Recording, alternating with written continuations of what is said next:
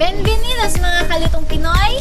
Welcome to Candy Vistamar Mbini! Kasama natin ngayon si Kalutong Pinoy!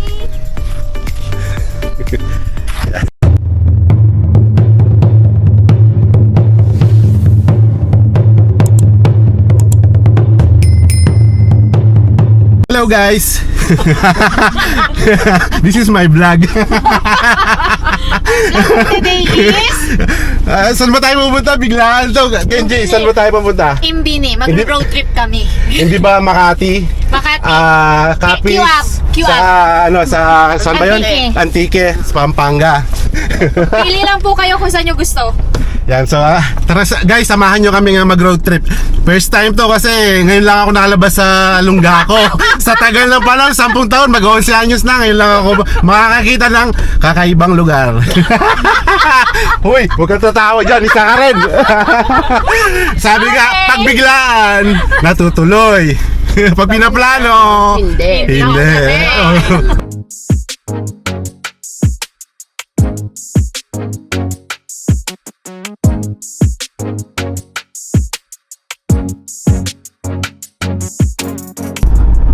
Seryoso ah. Kaya makakakita ba tayo ng ano dito? Ng mga elepante? Ay, walang elepante. Baka, andun o, baka sa kabila. Baka naman may papakita ko. Tapos minsan, may mga nagbibenta ng unggoy sa kalsada, isda. Pakita mo yun yung mga may patay-patay na ganun. Mga patay na sila. Yun yung binibenta. Pero alam mo, sa totoo lang, ilang buwan ka na ba rito? Sa Guinea? Mag-aapat. Oh, yan. December, January, February, March. Maglilimang buwan ako sa 25. So teka pala, ito pala yung bagong work ni Ken. Pero dahil pa kami mag-explore sa Guinea. Ako, 10. Driver na po ako ngayon dito sa Guinea. 10 years na dito, si Irene, 11. Pero ngayon lang kami nakaano rito, nakapasyal din. Alabas. Oo. Ano kasi kami, puro bahay, church, saka ano. Sorry po, talagang napaghahalat ang gala po ako. Hindi ako pasali. Ay! Ay, sorry naman! Nandito pala siya! Nagtampo. Tampo, huwag ka na magtampo! Ano bang gusto mo makita dito? Pel? Passenger princess lang ako. Oh, yan. Pala kayo Daming baka. Kaya yung mga nakaharang din sa yan sa atin. Ito, baka. Dapat pala At dahil mahal po ang gasolina ngayon, natural yung yung aircon namin. Oh, di ba? Ano bang lugar na kasi to, Ken? Hindi ko rin alam eh. Di ba? Ito, basta may footbridge. May footbridge na hindi naman ginagamit. Kasi ano naman paggagamitan dyan, hindi naman busy yung daan. Eh, pag tumawid yung baka. Aakyat sa taas. Aakit sa yung baka. taas. Ito, viewing deck nila. Pero dito wala namang speed limit, no? Wala. Speed limit ka, wala kang katao-tao. Meron naman, may baka nga. Pero may traffic din. Kaya laman to. Oh, ikaw nang mag-explain, Pel. May traffic. Di ba Speed limit. unang punta mo rin dito ngayon o pangalawa? Hindi ko. Maraming beses na siya po. Nga pala. Oo. So, yan. Yala. Saan ba tayo sa Uyalas? Mas malayo. Sa kabilang daan. Doon kanina. Doon kanina. Dito approximately, Ay, lumagit tayo pag ano, Mbini. Pag ano niya si Uyala. ito pag Mbini, ilang oras? 30 to 45 minutes. Hindi ganun pala kalayo. Nasa ano na tayo? Depende kung ano, kung gaano ka kabilis mo. Nasa Pangasinan na tayo. Wait lang, may roundabout dyan sa taas. Meron naman naman dyan. Malayo pa ang Baguio. Ayan yung karatula. Ayan o. Yan. Belondo, Mbini. Tubana. Nandito na tayo sa NLEX. Pag makasakay mo ng Amerikano mag-drive. Hindi Ken, may ano ka ba? Yung mga yun. Baka may sticker ang tawag doon. RFID. RFID. Alaro dito.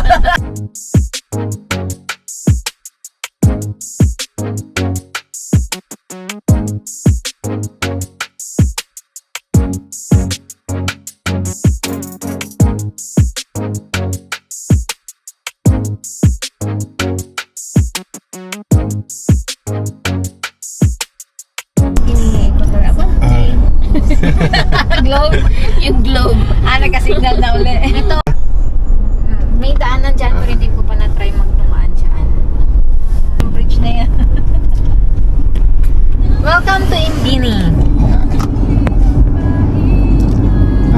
Manico na. San Manico Beach na tayo. Nasaan na tayo? Ihatid na natin si Marifel. Nasa Leyte na po tayo Leyte. ngayon. San Manico Beach. Bakit ako napuntang Leyte? Ay, I'm sorry. Antigin pala. Parang sa Ibahay Ken, no? Sa Ibahay Bridge yan. Ito po yung napakagandang tulay.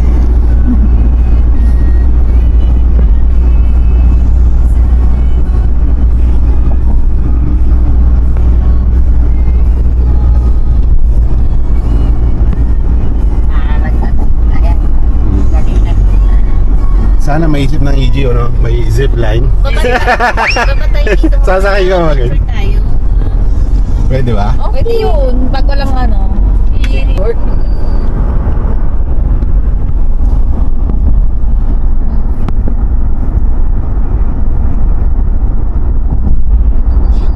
Ito medyo na rito. Madami na.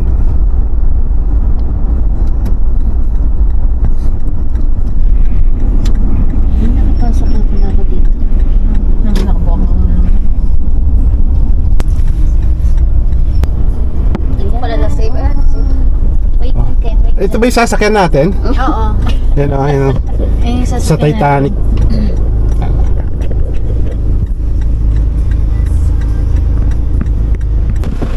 Ano nang next station, Ken? Vamos to Embani. Kanibunot tayo. Ano kuha kayo? 4 kilo. Per kilo. Okay, tanglad mo. Nasaan yung tanglad mo? Here now. So, dito may mga tricycle. Ken de Vistamar, Mbini. Dito na tayo. Nakarating na rin tayo. Yan, dyan po yung bagong work ni Ken. Bago ko pong work dito is maging isang Grab driver. Magkano po? Tourist guide. Magkano ba yung yung metro natin? Siya na maliliit. That's a bungalow.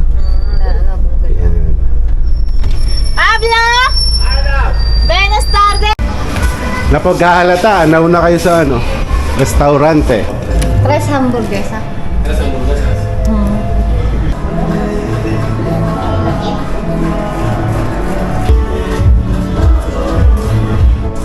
Bakit lang ng konti si Ken, mamaya, Pel, ikaw na mag-promote? Malikot tayo. Alam mo ba yung mga niya dito? Mga room. Hindi, mamaya, hintayin na natin si Ken para may promote niya yung kanyang bagong trabaho.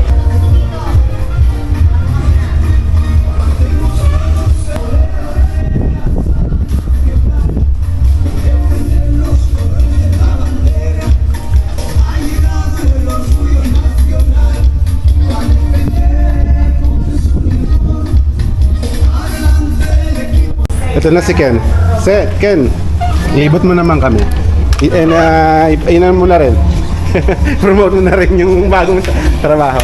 Mga Okay. kaluts, Okay. magandang hapon. Nandito po tayo ngayon sa Candy Vistamar Mbini.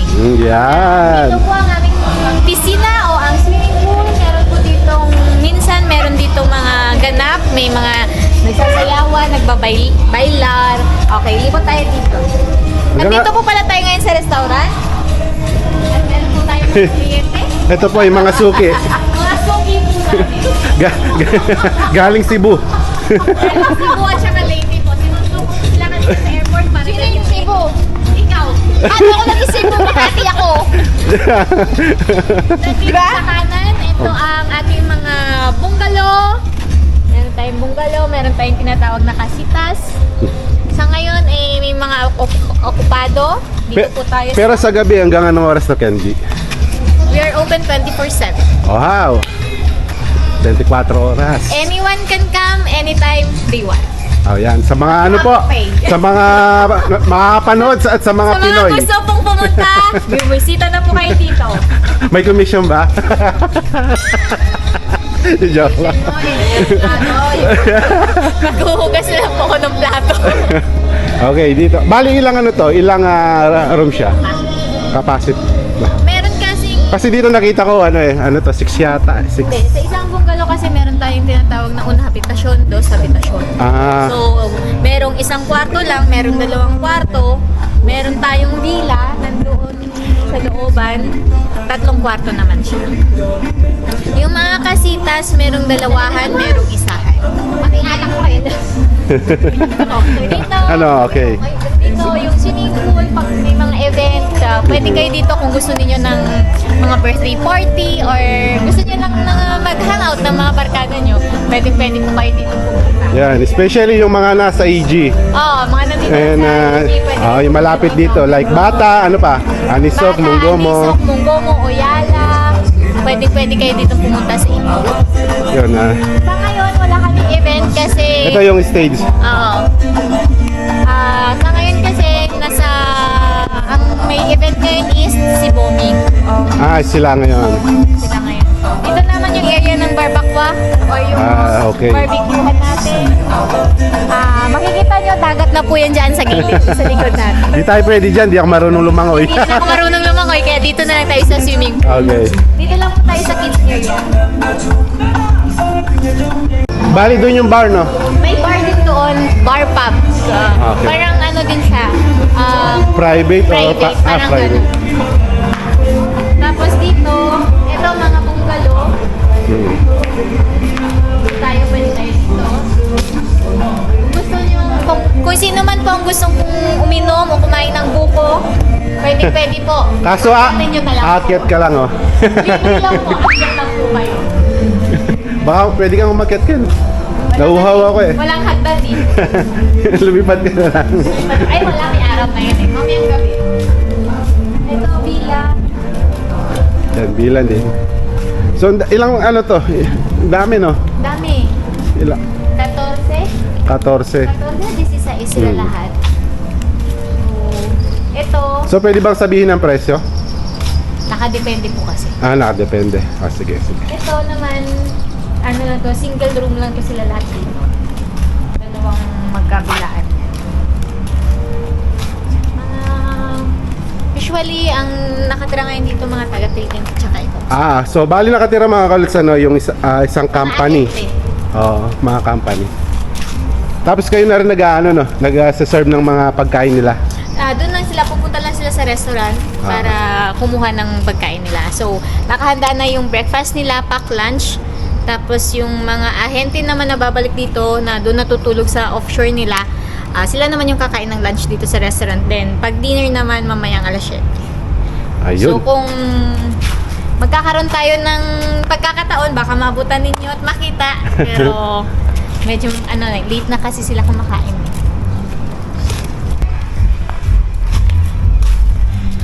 Ito kaya ano to? Ano itong Place. Meron din dyan diskoteka. May diskuhan pala sa loob. Dyan sa Pero araw-araw bukas na. araw-araw po ka siya, pero depende kung may Pero mostly kasi, siya, pag may nagbubuk lang talaga. Pero open siya every day naman siya open. Tapos itong kabila. So, ito naman ay gym. Gym. So marami rin palang siya. Facilities na. Yes. Ito yung gym sa gitna, yung peluqueria. Alam ko yung sa dulo is para masya ata. Hindi ako Pero kung papipiliin ka, ano bang pipiliin mo dyan? Yung gym o yung restaurant? Ako, syempre, sa restaurant. Sa pagmumukha ba natin itong parakain. Ito po ang reception ng hotel. Ayan yung dyan, di ba? Ayan. Yun pala yan. Yung reception. Pagpasok. Diyan pasok na dyan yung receptionista natin. Ngayon kasi sarado yung gym. Oo. Ito yung Philippines. So may rin pala siya, peluqueria ko. Peluqueria mga kalisin yung yung nag-aayos ng Salon. mga buhok, salon. Salon or barbershop sa atin. Barbershop. Tapos meron silang pharmacia. Pharmacia. Ito, pharmacy. Ito yung pinaka main entrance ng ating diskoteka. Dito. Yan. Sa kabila po doon is yan po yung ating tawag nila dito ay grupo. Kung sa atin po sa Pilipinas ay generator. Ito po ay lavanderia. Ito po ay Tahanan ng mga tahanan ng gwardiya. Ken, may napansin ako dito. Naisip mo ba ang naisip ko? Oo naman dito. Tinga, daw tindaga. Eto, Ito po, di ba dahil mahilig tayo sa halaman? Sa halaman at meron Ah. sila ditong tanim na kamatis. Yan, kamatis, gaganda. Pero hindi lang kasi nila na alagaan. Oh, pero at least napabunga nila, no? Kasi mahirap pabungahin dito ang kamatis, Ken. Yes. Yan, no? So, ano rin, may mga gumamela May rin. gumamelas din sila, may santan. Mhm. At saka meron din silang tanglad. Kung mapapunta ako rito, magtatanim din ako rito lagi. Ay, gusto kong taniman dito ng talong. Talong at saka pechay. Ano ba, tatanim mo? Gulay o namumulaklak? Gulay. Oo, para i-serve sa restaurant. no? Oo, para fresh ang ating vegetables na i-serve. So, ano mo yan? I-suggest mo sa amo mo. Sabihin na lang ng amo ko, ano na lang ang gusto mo oraryo? Magtanim o magtrabaho? Meron din sila ditong tanglad na Oo. ang paggamit ng tanglad dito ng mga kapatid nating Afrikano ay Oo. dahon lamang ang kanilang ginagawa. O, yung kabaliktaran. Sa atin naman ginagamit natin yung pinaka-stock Pinaka-stock niya. sa kanila dahon.